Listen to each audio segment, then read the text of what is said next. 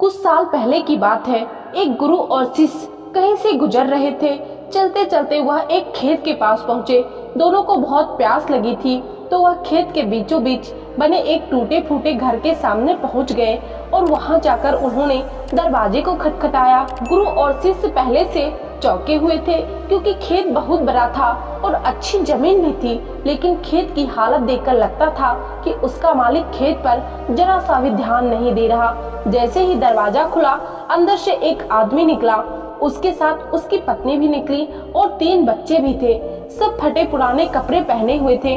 गुरु ने बहुत ही विनम्र आवाज से बोला, क्या हमें पानी मिल सकता है? आदमी ने गुरु को पानी दिया। पानी पीते पीते गुरुजी बोले, मैं देख रहा हूँ आपका खेत इतना बड़ा है, पर इसमें कोई फसल नहीं हुई है। आखिर आप लोग अपना गुजारा कैसे चलाते हैं? आदमी बोला, गुरुजी, हमारे पास एक भैंस है, वह काफी अच्छी दूध देती है और दूध बेचकर कुछ पैसे हमें मिल जाते हैं और जो दूध बच जाता है उसका हम सेवन करते हैं।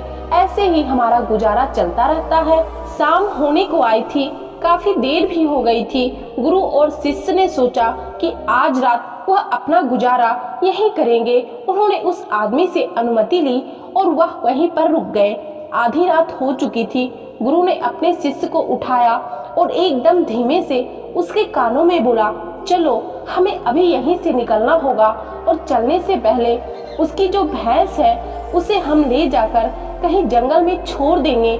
शिष्य को अपने गुरु की बात पर जरा सा भी यकीन नहीं हो रहा था, क्योंकि जिस गुरु से उसने बहुत कुछ सीखा था, उसी गुरु ने किसी का बुरा करने के लिए कहा। फिर भी वह उसके गुरु थे, इसलिए गुरु की बात मना नहीं कर सकता था। आखिर गुरु और शिष्य जंगल की ओर निकल पड़े और भैंस को एक ऐसी जगह पर छोड़ दिया जहां से आना मुश्किल था। यह घटना शिष्य के मन में बैठ गई और करीब 10 साल के बाद एक बड़ा गुरु बना। तब उसने सोचा, क्यों ना अपनी गलती को सुधार लिया जाए और उस गलती को सुधारने के लिए उस आदमी से मिला जाए, उसकी आर्थिक मदद की जाए, जिससे वह व्यक्ति आगे आने वाली जिंदगी खुशहाल जी सके। फिर वह शिष्य निकल गया और कुछ समय चलने के बाद वह उसी जगह पर पहुंच गया जहां पर वह 10 साल पहले आया था, मगर वह फिर से चौंक गया। वहां उसने देखा बहुत बड़े बड़े से फल के पेड़ लगे हुए हैं, एक बड़ा सा घर बना हुआ है।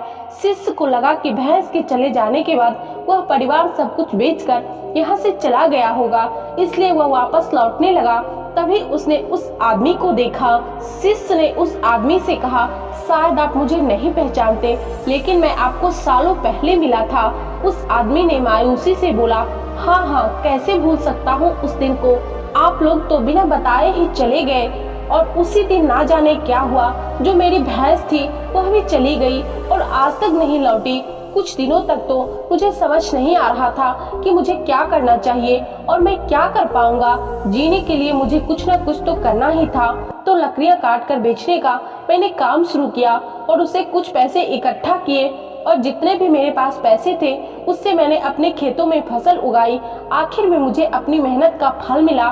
फसल बहुत ही अच्छी निकली। बेचने पर मुझे जो पैसा मिले उससे मैंने फलों के बगीचे लगवा दिए। यह काम बहुत ही अच्छा चल पड़ा और इस समय आसपास के 1000 गांव में बड़े से बड़ा फल का सचमुच अगर वह सब कुछ ना होता, अगर वह भैंस चली गई नहीं होती, क्योंकि उसी के कारण मैं जो लाचार था, उसी के कारण मैं कोई काम नहीं करना चाहता था, उसके जाने से मैंने तुरंत नए रास्ते निकाले जिससे मैं पैसे कमा सकता था और आज मैं एक बहुत ही बड़ा व्यापारी हूँ।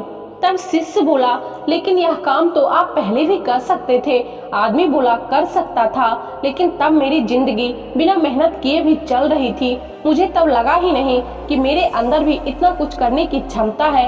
कोशिश ही नहीं की मैंने, लेकिन जब मेरी भैंस चली गई तब मुझे ऐसा लगा कि मैं दूसरा काम भी कर सकता हूँ, जिससे मैं अच्छा खासा पैसा कमा सकता हूँ और मेरे बच्चे और मेरी पत्नी को अच्छी जिंदगी दे सकता हूँ। इसलिए मुझे कुछ न कुछ तो करना ही था।